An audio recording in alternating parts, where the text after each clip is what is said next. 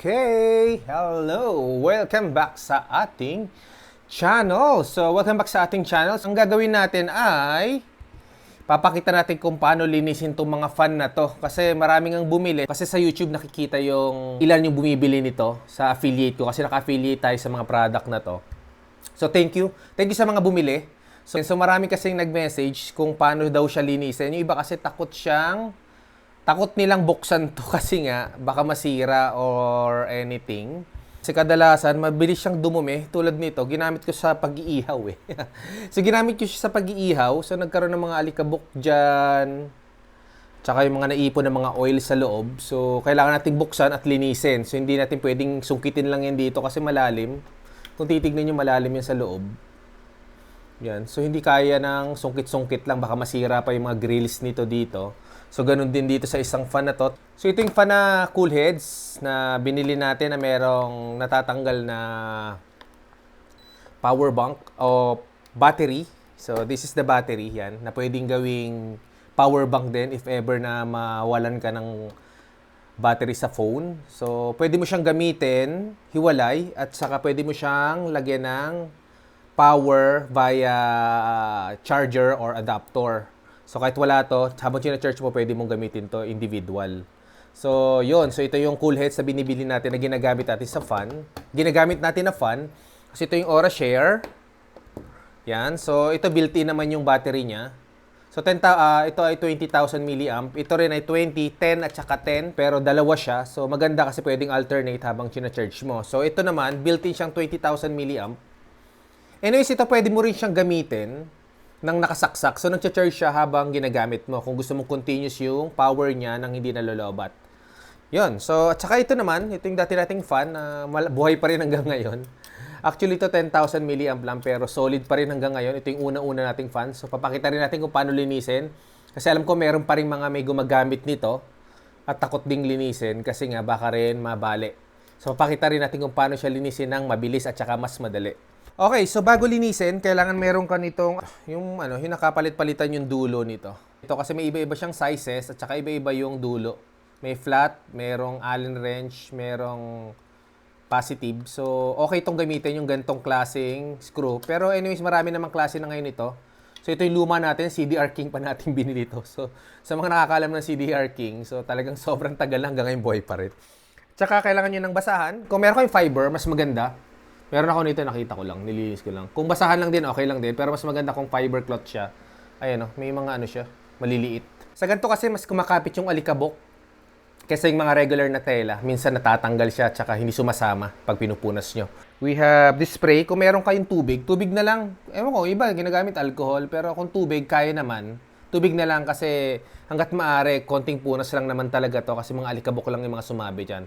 Unless may mga mantika, yan, kailangan nyo lagyan ng konting sabon o kahit ano man na magpapatanggal nung mantika o yung lagkit sa fan. So ngayon, puro alikabok lang naman yung dumi nito galing sa camping. So, let's go. Linisin na natin. Ito yung pinakamadali yung mga dating fan na ganito. So, ang gagawin lang dito, sa mga hindi pa nakakaalam mo sa mga takot maglinis, iikot nyo lang yan, Ayun, bali, counterclockwise. Ibig sabihin yung ikot ng relos, pabalik yung ikot. So, hawakan nyo yung grills, tapos ikot nyo lang. Dalawang kamay, mas maganda. Ayan, tanggal na siya. So, ayan. So, pwede nyo siyang linisin, gamit yung fiber. Pwede nyo isprayan ng tubig dito, pero mas maganda kung dito na lang sa cloth. Nyo sprayan ng tubig, tapos saka nyo punasan. Ayan, Yan. So, okay na yan. So, ganun lang magtanggal nito, ganun din magbalik. Babalik nyo lang ng ganyan. Shoot nyo lang yan dyan, tapos ikot nyo lang ng pa-clockwise naman. Ibig sabihin yung paano umaandar yung relos. Pag ganun, para mag-lock. Ayan, nakalock na siya. So, madaling linisin. So, next one is this one. So, daming tatanong ito kasi ito yung sa marami rin bumili na Aura Share. Paano linisin daw? Kasi yung iba takot ding linisin. So, may mga screw dyan. Ito sa likod at saka sa unahan. So, kuha natin ng top view para mas makita. Ito yung sinasabi kong mayroong mga screw. Ayan Allen wrench lang siya. So, kailangan nyo ng Allen wrench para mabuksan yan. Hindi yung regular na mga pang screw. Okay, so kailangan nyo ng Allen, naka-size nito. So, sakto naman, meron akong ganito. So, kailangan nyo ng Allen na star pala, pastar. Pastar daw, pastar. Ayun, meron ka size. Ayan, meron tayong ginamit na size. So, tigda dalawa yan. Mas maganda kung meron kayong lagayan ng mga screw. Kuha kayo ng plato dyan o platito. Doon nyo na lang ilagay. So, meron tayong ganito. So, yun. Meron tayong ganito. Dito natin ilalagay. Para hindi mawala. Kasi ang liit talaga niya. So, pag natanggal nyo na yan, pwede nyo na alisin to. Itong cover. Ayan, ito. Yan. Isa sa protector niya rin yan. So, lagyan nyo lang dyan. So, ito rin yung sa likod. Meron din siyang screw. Yan. So, kailangan nyo rin tanggalin yan. 1, 2, tigda dalawa din. Phillips naman to. Positive na screw. Ayan. So, gamit tayo naman palit tayo ng Phillips screw. Tanggalin lang din natin ulit. So, next, kung natanggalan natin yung screw, so, next natin tatanggalin yung ating frame, yung pinaka-frame ng Aura-Share natin. So, meron siyang frame dito. Ito kasi kailangan nating matanggal. So, ito ang crucial dito. So, kailangan, pag tatanggalin mo siya, sabay mo siyang gaganunin. So, dahan-dahan lang, ayan o, bumubuka siya, ayan o. Ayan, kung titignan nyo sa top view natin, ayan, natanggal na siya. Ayan. So, ganun din sa, ayan, pag natanggal nyo, okay na. Kita nyo? So, tanggal lang isa, tanggal din yung sa baba. So, okay mag-alala, madali lang ibalik yan. Sundan nyo lang yung video. So, next is this one. So, ito na yung tatanggalin natin mismo. Ito. Itong cover. Ito, kasi ito yung lilinisin natin. So, madali na lang yan kasi hindi naman na nakascrew yan. Huhugutin nyo na lang yan. So, ipupush nyo lang yan. Pupush nyo lang pababa. Yan, push nyo lang tong pinaka-frame sa mga lock niya. Ayan, ayan, bubukas na siya. Ayan, kung titignan bubukas. Ganon din dito sa kabila. Bubukas na yan. So, paikot lang hanggang matanggal yung cover niya sa front. Kasi hanggat maaari yung front lang ang tatanggalin natin. Ayan. So, pag natanggal nyo na yung front, ayan. So, makikita nyo may matatanggal sa loob na parang ito. So, wag nyong itatapon yan. Kailangan nyo mamaya pang cover dito sa dito. Yan. Dito. Yan. Para dyan kasi yan. Ito. Para dyan yan. Pang cover yan dito. So, pag binalik, i-shoot lang naman yan. Madali lang. So, that's the time na pwede na kayong magpunas pero hindi nyo na kailangan tanggalin mismo ito kasi may wire yan eh. Baka maputol. So, ang mangyayari lang dyan, pupunasan nyo na dito sa loob. Ayan. So, pwede nyo nang tiyagain yan. Dahan-dahan. Importante malinis yung mismong LEC natin sa loob. So, ito yung LEC na sinasabi ko. So, pwede nyo nang sprayan ng tubig dyan. Yan. Mas madali. Then, pwede nyo nang i-manual yan. Pupunasan nyo. So, ngayon, kung ibabalik nyo na, kung titignan nyo yung loob, ito. Kailangan, matakpan ulit yan. Maibalik nyo dun. Kung titignan nyo sa loob, meron yung lagayan ng wire. Ayan, o. Ayan. Kailangan nyo nang i-shoot dyan. Pag shoot nyo yan dyan, ayan, o. Ayan, may lubugan yan sa loob.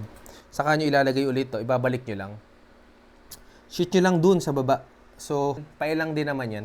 Para makover lang yung wire. Kasi pag hindi yan natakpan, sasabit sa LEC.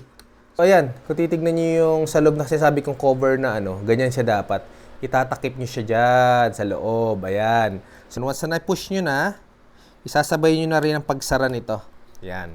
Sabayan kasi para magsara yung plastic. So, pero syempre, kailangan shoot din. Ayan. Shoot nyo lang ng ganyan. Ayan. So, solve. Ganun lang. And then, pagkatapos yung linisin, ibalik nyo na ulit yung ating frame. Yan, pag ganito pala.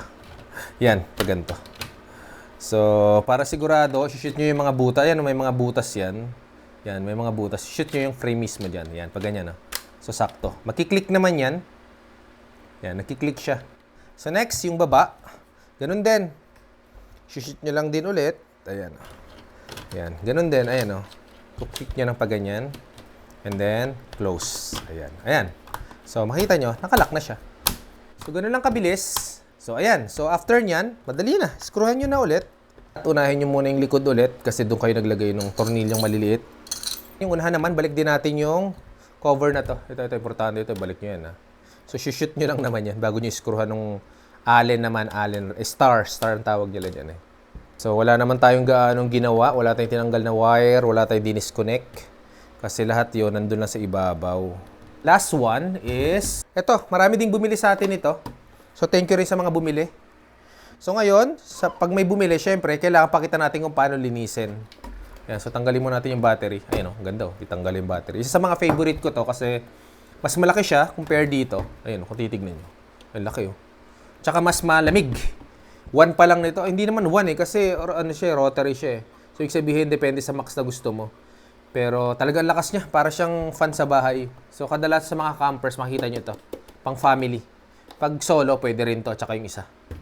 So, ayun, ito. Ang problema lang, mabigat. Ay, hindi siya ganun katibay. Ayun, oh. Malambot, open kasi siya. Hindi tulad nito, puro grills. Kahit ihagis mo to, matagal to masira eh. Huwag nyo naman ihagis. Pag nalaglag lang na aksidente, hindi siya ganun kagad masisira o mababali yung grills kasi nga, grabe yung framing na ginawa dito at saka solid na bakal. But this one, kung papansinin nyo, ayan oh, kailangan nyo ng paa. Parang regular fan lang at saka malambot yung grills niya. Pero ang advantage, malaki yung diameter ng fan, so mas malamig. So ingat lang. Yun lang pinaka dito advice. Tsaka nagro-rotate to mag-isa. Yan. So nagsiswivel siya. So isa rin sa maganda dito. So ngayon, linisin naman natin para sa mga bumili nito at pag dumumi balang araw. So mas madali ito, parang regular fan lang to. Ito ay meron lang mga screw, Phillips lang to. Ayan sa likod. Ayan dito. Phillips lang yan. Bali, 1, 2, 3, 4, 4 lang. Ganun lang, kadali. Ay ngayon, itong problema ko. Hindi siya kasya. Ayan. Hanap pa tayo. Mas madali. Ayan. Medyo masikip to. Ngayon ko lang kasi ito lilinisin. So, fresh na fresh pa. Ayan. So, ikot nyo lang. Yan. So, ganito magiging itsura niyan. Voila! So, ito yung grills. Ito, madali itong linisin kasi medyo malaki siya. Tsaka yung butas niya, madaling sungkitin. Ayan, oh. So, next is this one. Ayan, ang dumi. Grabe, ang dumi nito. Ayan, so kailangan talagang punasan yung hélice niya. Tsaka dapat marahan lang kasi malambot lang yung hélice nito. So, once na masira to, ewan ko kung may kapalit pa to. So, kailangan ingatan ng pagpupunas. Be gentle, smooth. Ayan, malinis na siya. So, the rest, ayan, punas-punas lang. So, ayan, ganyan lang. So, pag ibabalik, screwhan nyo lang ulit, i-shoot nyo yung butas. I-shoot nyo sa butas yung screw. Ayan, so hindi tulad ng fan kanina may wire. Sa Aura-Share, may wire na nakaharang. Dito, wala. So, mas madaling linisin. Hindi mo na kailangan sungkit-sungkitin pa yung mga cable dyan. Shoot mo lang, tanggalin mo, ibalik mo lang to dyan. Tapos, screw mo lang din ulit. So, ayan, okay na siya ulit. So, hanggang dito na lang po ang ating video. Thank you sa mga bumili. Lalo to, ito mabenta to. Ay, ito kadalasan ito eh, kasi matibay. Pero syempre, pag family, ito binibili nila. So dahil sa nakikita ko nga na may mga bumibili nito, maraming salamat po sa mga bibili pa. Tsaka sa mga bumili, maraming salamat at nakatulong sa ating bayarin konti. Nakatulong sa ating mga bayarin yung mga nakuha nating affiliate dito. Okay, so thank you again sa pagbili. So hanggang dito na lang. Thank you for watching. Please like and subscribe and hit the bell button para po mas ma-update pa tayo sa mga susunod nating mga video dyan. Goodbye and God bless. Ciao!